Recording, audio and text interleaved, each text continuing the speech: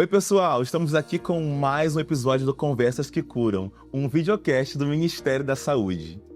E hoje a gente vai falar sobre hepatite A, uma hepatite que até pode se manifestar silenciosamente, mas também pode ser tratada, evitada e curada pelo SUS. E hoje eu estou aqui com meu amigo e colega Dr. Paulo. E aqui comigo a gente está o Henrique, gente. O Henrique que também vai contar a sua história e a sua experiência pra gente e trocar através dessa forma de tocar as pessoas que é conversando. Por isso, o nosso podcast, nosso videocast se chama Conversas que Curam. Que bom ter você aqui, Henrique. Que bom ter você aqui com a gente. Obrigado, Fred. Quantos anos você tem e de onde você é, Henrique? Eu tenho 28 anos, eu sou do litoral de São Paulo. Litoral de São Paulo. É. Aliás, litoral de São Paulo é lindo, né? Nossa, eu sou apaixonado. E com quantos anos você teve o seu diagnóstico de hepatite A, Henrique? Foi com 27. Com 27. Então Sim. tem 2 anos. Não, foi esse ano ainda. Eu fiz Foi aniversário. esse ano. Sim, Olha sim. que interessante, foi agora. Foi super agora. recente. É, sim. Você consegue contar pra gente como é que foi isso Como agora? Não, Foi tão sim. recente, né? Sim, foi uma coisa assim que me surpreendeu muito, porque eu sou super regrado com as coisas que eu como, a minha atividade sexual estava super controlada, e aí teve um dia que eu me senti muito mal, assim, muito mal mesmo, aí eu fui, né, no pronto-socorro e veio esse diagnóstico e eu fiquei super surpreso, eu achei que era só uma virose comum e era hepatite A.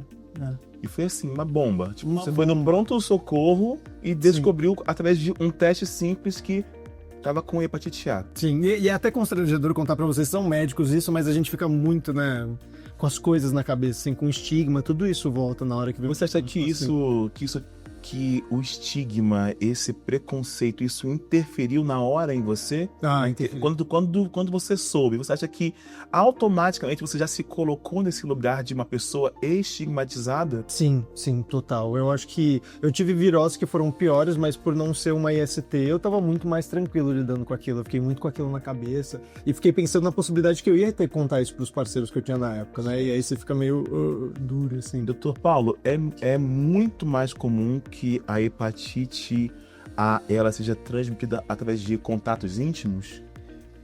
É mais comum que ela seja transmitida por alimentos e bebidas contaminadas. Olha que Mas interessante. ela pode ser transmitida também com contatos íntimos, inclusive nas carícias e na relação sexual. Ok. Então por isso que talvez tenha caído nesse lugar desse estigma, né? Sim. Por também poder ser transmitido através de contatos A gente tem que evitar isso, né? A gente não pode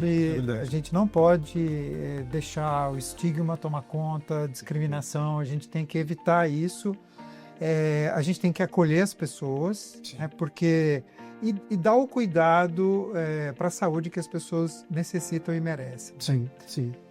Lembrar que hoje no SUS os usuários de PrEP eles têm acesso à vacina contra a hepatite. Exatamente. A, né? Sim. Então é muito importante que essa prevenção seja comentada. Sim. Não, e eu faço uso do PrEP há 3 anos, e eu acho que uma parte muito legal da minha jornada foi que depois que eu recebi o diagnóstico, eu fui super bem acolhido por todos os profissionais de todos os níveis, não senti um estigma nenhum. Como tem que ser. Sim, Tem que exatamente. ser. Que bom você poder contar essa experiência pra gente, Henrique, porque isso encoraja outros jovens a também procurarem esse tipo de acolhimento, porque ele existe. Sim. Ele existe, ele tá no SUS, né? E me conta, muita coisa mudou pra você do pré e do pós-diagnóstico? O que aconteceu? Acho que foi interessante pra mim, porque eu nunca tinha recebido um diagnóstico de nenhum IST. E a gente sempre acha que a gente é cabeça aberta até acontecer alguma coisa, né? Então, quando isso aconteceu, eu sinto que eu fui colocado mais em xeque nesse sentido, assim, de pensar sobre isso e ver se eu tava, de fato, vivendo a minha vida sem viés, porque eu me considerava dessa forma. Mas eu acho que foi uma reciclagem, assim, eu repensei, né, hoje eu não tenho mais nenhum traço disso, mas poderia ter sido um outro diagnóstico que eu tivesse ainda qualquer resquício, e eu não gostaria de ser visto diferente, né, então acho que me colocou nesse lugar provocativo. E você ficou bem? Fiquei super bem. Que bom. A grande maioria das pessoas que tem hepatite A fica muito bem, né? O que nos preocupa é que uma pequena parte das pessoas pode ter uma forma mais grave, né? Então é importante a gente falar nisso, porque a gente não quer que isso aconteça, né? E por isso da prevenção, né? Por isso a gente fala bastante da prevenção, da vacina, dos cuidados. E isso que você falou é muito importante, né? Às vezes as pessoas ficam com dúvidas na cabeça e ficam muito preocupadas. A equipe de saúde ela tem que desfazer essas dúvidas, né? Ela tem que conversar e solucionar essas dúvidas. Isso vai acabar mudando a sua condição de saúde também. Sim, Né? Você vai entender melhor o processo e vai se prevenir mais. sim.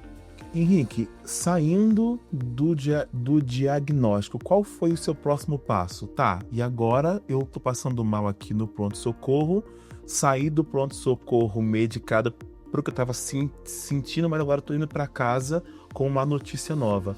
Qual é o primeiro passo? O que você fez? Essa parte é constrangedora, né? Mas eu saí, nossa, muito angustiado, muito. Eu tive que ligar para 2 amigos meus que me dão um super suporte, assim, e meio que recolocaram minha cabeça no lugar, me lembrei De apoio. Isso. A minha rede de apoio foi bastante participativa nesse momento, mas foi uma coisa que durou umas horas, assim, né? Foi meio uma crise de ansiedade até lá daquele diagnóstico, mas depois eu entendi, baseado em tudo que eu, inclusive, fui informado ao longo da minha vida por parte dos órgãos de saúde, que aquilo não era, né, o fim do mundo. Isso. E eu me recuperei em menos de uma semana, então nem precisou de muito. Foi muito rápido, foi logo medicação, depois saiu dali já do pronto-socorro, já foi para UBS, já foi já para onde pegar medicamento. Como é que foi isso? Como é que foi esse seu translado? Então, eu fui direto para uma farmácia, depois eu fiquei de repouso em casa, né? Eu tava com muita desidratação, porque eu tinha passado muito mal, tinha tido muita diarreia. E aí, quando eu cheguei em casa, foi isso. Eu acho que também receber um diagnóstico e receber a sua rede de apoio que eu não tinha tido até aquele momento, porque eu tava só administrando tudo sozinho, dá uma relaxada na gente também, né? Então eu comecei a tomar os remédios, no dia seguinte já tava muito melhor, e eu acho que uns 3 a 4 dias eu já tava 100% recuperado. Nossa. Então é muito comum isso, doutor, a gente vê o paciente que está em crise, ele começar a medicação e rapidamente melhorar assim, subitamente?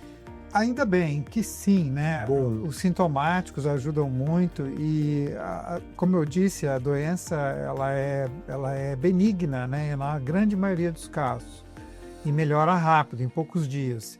Mas preocupa, né? Que alguns poucos casos podem ter uma forma mais grave. Ok. E aí, partindo disso, tá muito recente, ainda tá tudo muito cru, né? Sim. Tá ainda muito visceral, eu acredito em você isso. Sim. O que você acredita que você possa hoje falar assim para nossa comunidade? Previnam-se de que forma? Como eu posso animar alguém a procurar um teste, a procurar uma UBS a partir do momento que a pessoa vai estar vendo a gente aqui agora conversando? Porque é exatamente sobre isso esse podcast. Sim. É sobre contar histórias reais como a sua e poder alertar outras pessoas para que elas não precisem passar por esse processo também. Sim. O que você falaria para essa galera, para nossa comunidade? Eu acho que a nossa galera já tá ligada muito no que é a pauta da saúde, assim, então o que fica para quem tem ou não tem comportamento de risco é compartilhar informação. Teve aquela campanha de vacinação da hepatite A, acho que foi em maio agora, exato. Em junho, eu fiz essa campanha junto ao Ministério da Saúde, inclusive. Sim. A vacinação liberada para usuários de PrEP, que isso é maravilhoso, um estimulante. Super. Né? E eu acho que assim, o fato dessa informação ter sido muito disseminada ajudou pessoas da minha própria rede a não passarem por esse sofrimento, que lógico, não era o fim do mundo para ninguém, nem vai ser se alguma pessoa pegar depois de ouvir isso, mas ao mesmo tempo ajuda a prevenir, né? Ajuda a preservar a sua saúde, que é o que importa. Que é o que importa, exatamente isso. E lembrando sempre que a saúde, ela está em primeiro lugar. E o SUS, ele trata dessa importância nessa equivalência. Tanto que você pode se prevenir se vacinando no SUS. Se você não pode ir a um hospital, se você não pode ir numa UBS perto da sua casa. Lá você vai poder receber acolhimento, orientação, vacinação, diagnóstico e tratamento. Dr. Paulo, mais uma vez eu tô com essa dúvida aqui. Como que é a indicação e como que é o esquema da vacinação gratuita pelo SUS para hepatite A? A hepatite A, ela tem a prevenção por vacina no SUS para crianças e para pessoas vulneráveis. Então, recentemente, usuários de PrEP têm acesso E também já é sabido que as pessoas que têm algum problema no fígado também têm acesso e outras pessoas imunossuprimidas também têm acesso. Ok. E aí essas pessoas que uma vez tiveram acesso a essa vacinação, eu estou dentro do grupo que vai ser contemplado com essa vacinação. Ela se dá em dose única? Pode ser dose dupla ou dose única. Ok.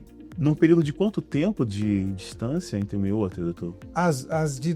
Quando a gente fala de dose dupla, um período de 60 dias. Ok. Então 60 dias para você conseguir concluir a sua vacinação.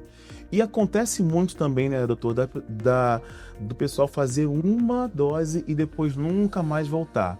Se acontecer isso, tomei uma dose em janeiro de 2025 e só lembrei em dezembro de 2025. Como que é esse procedimento? Toma de novo? Não, você pode só completar o esquema. Mesmo que você tenha passado o tempo de janela. E é possível que uma dose só já tenha dado a imunidade. Ok. Mas você pode só completar o esquema. Perfeito.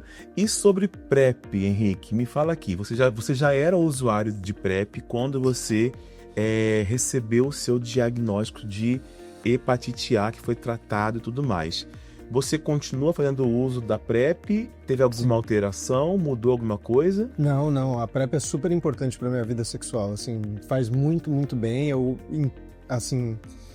gostaria que todos os meus amigos que têm um comportamento, uma vida sexual com mais de um parceiro usassem também e nunca tive nenhum efeito colateral. Continuei usando durante o tratamento de hepatite A e continuo usando até hoje. Que perfeito, que perfeito. Isso mostra o que, gente? A eficácia dos estudos que mostram as interações. Ou seja, é seguro, você não precisa deixar de se proteger de um lado para se proteger do outro. Sim. É possível que essas proteções coexistam. Falando em vacinação, doutor, a gente já sabe que está disponível no SUS, a gente já sabe que é de graça, na sua UBS você consegue isso. Mas e para poder a gente enfatizar que a vacinação ela é um pacto coletivo, né? Ela é um pacto da sociedade para com a própria sociedade. Qual a importância dessa vacinação no controle desses surtos, doutor? A hepatite A ela pode vir em surtos, né? Tanto na questão de alimentos contaminados, bebidas contaminadas e outras exposições.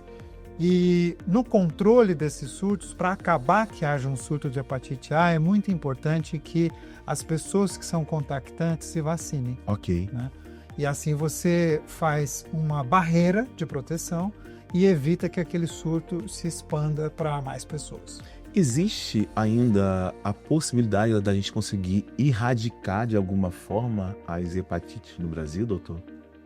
A gente, no futuro, pode. A gente tem que melhorar o saneamento básico, a educação em saúde, tem que vacinar mais e mais pessoas, já desde a infância e também no futuro os adultos, né? E quanto mais a gente expandir essas prevenções, a gente está caminhando para a eliminação da doença. Aí eu acredito nisso também, sabe, doutor? Porque, assim, como diria Ariano Suassuna, né? A gente precisa ser realistas e esperançosos, né?